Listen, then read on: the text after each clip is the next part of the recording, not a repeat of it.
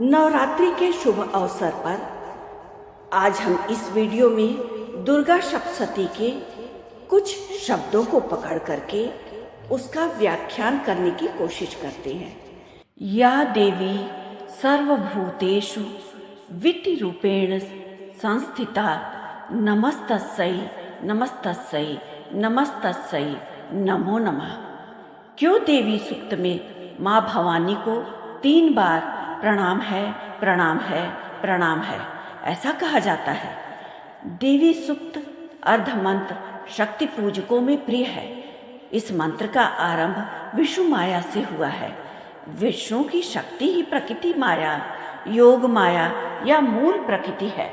इस मंत्र के पहले ही कहा गया है नमो जगत प्रतिष्ठाय, मतलब जगत को प्रतिष्ठित करने वाली विष्णु माया को प्रणाम है, प्रणाम है, प्रणाम है। नमस्तस्यै नमस्तस्यै नमस्तस्यै नमो नमः। इस मंत्र में 3 बार प्रणाम कहा गया है। ऐसा क्यों? 3 शब्द बहुवचन में परिगणित है। एक वचन और द्विवचन के बाद बहुवचन आता है, अतः इसका एक अर्थ हुआ अनेक प्रणाम है, अतिशय प्रणाम है। प्रदक्षिणा तो एक बार भी कर लेने से पुण्य की प्राप्ति होती है, पर लोग 3 बार या अधिक बार भी करते हैं। अतः 3 प्रणाम जगदम्बा को प्रसन्न करने के लिए किया गया है। विषाद, विस्मय, हर्ष, खेद, दैन्य अवधारणा में द्विरूक्त त्रिउक्त स्वाभाविक होता है। देवी त्रिगुणात्मिका है, सत्वमयी सरस्वती, रजुमयी लक्ष्मी और तमोमयी माँ काली। यहाँ वित्ती की चपलता के कारण 3 प्रणाम नहीं है, अतः यह स्पष्ट होता है कि जगन माता के प्रति भक्त की अतिशय श्रद्धा भक्ति ही त्रिप्रणाम का कारण है। नमस्तस्यै नमस्तस्यै नमस्तस्यै नमो नमः। देवी के तो हजारों नाम हैं। स्वाहा और स्वधा ये अति विशिष्ट कैसे हैं? कौन है ये? स्वाहा स्वधा नमोस्तुते। स्वाहा और स्वधा अग्निदेव की पत्नियां हैं। हवन करते समय जो शब्द गूंजता है वह होता है स्वाहा। अतः अग्नि में धार्मिक प्रक्षेप को कुछ लोग स्वाहा समझते हैं, कुछ लोग आग लगकर जलने पर कहते हैं सब कुछ जलकर स्वाहा हो गया, जबकि भस्म होने और स्वाहा होने में कोई समानता नहीं। भस्म होना राख हो जाना है और स्वाहा इस लोक से उस लोक तक जिसके मद में जो आहुति है उन तक पहुंचा करके पुष्टि और तुष्टि देना है। स्वाहा देवी का विशिष्ट गुण जो गुण अग्नि में है वही गुण उनकी पत्नी स्वाहा में भी है। वह है गुप्त रूप से गमन कर हवन भाग को देवताओं तक पहुंचाना। स्वाहा से केवल देव देवी तत्व को आहुति दी जाती है। स्वाहा देवी उस आहुति को उन देवों तक पहुंचाती हैं। 14 भुवनों में से सप्त ऊर्ध्व भुवन तक सभी को यज्ञ भाग पहुंचाने का काम स्वाहा देवी का ही तो है। विशिष्ट लोग इसी यज्ञ भाग से भोजन ग्रहण करते हैं और तृप्त और पुष्ट रहते हैं। स्वाहा माता मनुष्य और देवता के बीच पारस्परिक प्रेम को मजबूत करती हैं। स्वधा देवी पितृलोक के समस्त कार्यों को संपन्न करती हैं और पितरों का तीर्थ देव तीर्थ से अलग है। विष्णु भगवान का पितृ यज्ञ भाग स्वधा देवी पहुंचाती हैं। देवी ही मंत्रात्मिका हैं, शब्दात्मिका हैं और स्वाहा भी हैं, स्वधा भी हैं। बहुत से लोग जीवन भर निर्जीव पूजा के भ्रम में रह जाते हैं और आगे बढ़ कर के उतावलेपन से बताते भी हैं लोगों को कि मैं भी बहुत पूजा करता हूँ या करती हूँ।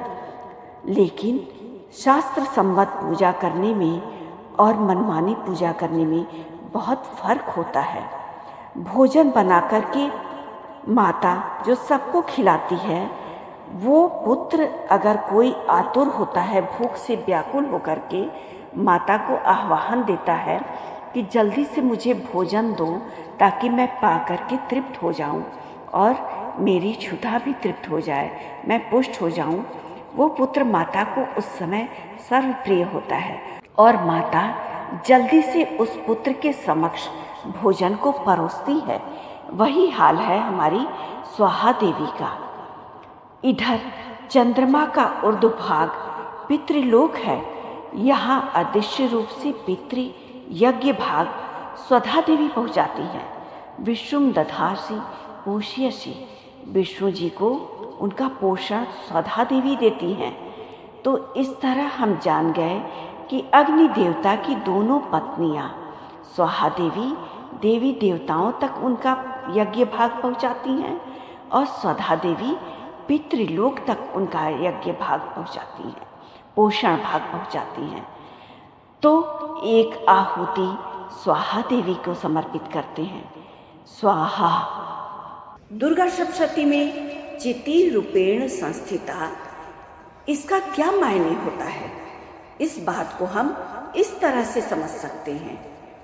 मन, बुद्धि, चित्त और आत्मा से प्रकृति और परमात्मा के मिलन का स्तंभ ही शक्ति है। देवी सूक्त में माँ के विविध स्वरूपों और शक्तियों के दर्शन होते हैं। भाव की गहनता, आत्मा की सत्यता और मन की पारदर्शिता हो तो साक्षात्कार भी संभव है। चिति व्याप्ति देवी की शक्ति है। व्याप्ति देवी ही पृथ्वी, जल, अग्नि, वायु, आकाश को धारण करती है। एकादश इंद्रियों को भी व्याप्त करती है। अतः व्याप्ति में चिति है या चिति सर्वत्र व्याप्त है। फिर चिति वह दिव्य शक्ति है जो जगत को व्याप्त कर स्वयं स्थित है।